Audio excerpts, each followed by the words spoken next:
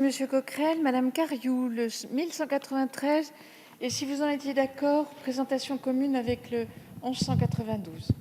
Oui, tout à fait, Madame la Présidente. Je vais commencer par le 1192.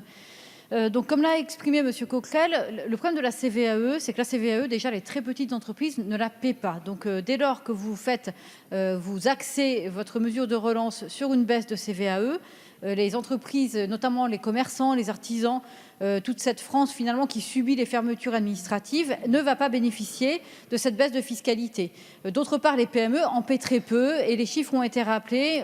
La plupart des entreprises PME sont à la cotisation minimale, donc payent aujourd'hui 250 € de CVAE, donc vont bénéficier d'un gain de 125 € par an. On voit bien que ce n'est pas du tout structurant, ça ne suffit même pas à payer un emploi.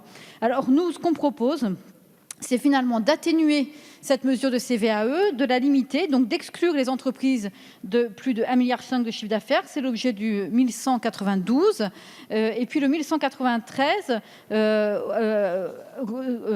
exclut bien là aussi les entreprises de plus de 1,5 milliard de chiffre d'affaires dans cette baisse de CVAE, à l'exception des grandes entreprises qui justifieraient de contreparties environnementales et sociales. Alors je pense que si on veut faire de cette mesure de CVAE une mesure intéressante pour la relocalisation, il faut à minima la sortir d'un certain nombre de conditionnalités que vous refusez et que vous refuserez encore, c'est bien dommage, mais les gains qu'on pourrait faire en excluant un certain nombre d'entreprises de cette baisse de CVAE pourraient très bien être réinjectés dans une forme de fonds de solidarité aux PME. On le voit, les fermetures administratives ont encore des effets et vont encore en avoir, et notamment sur les plus petits de nos commerçants, nos entreprises, nos PME.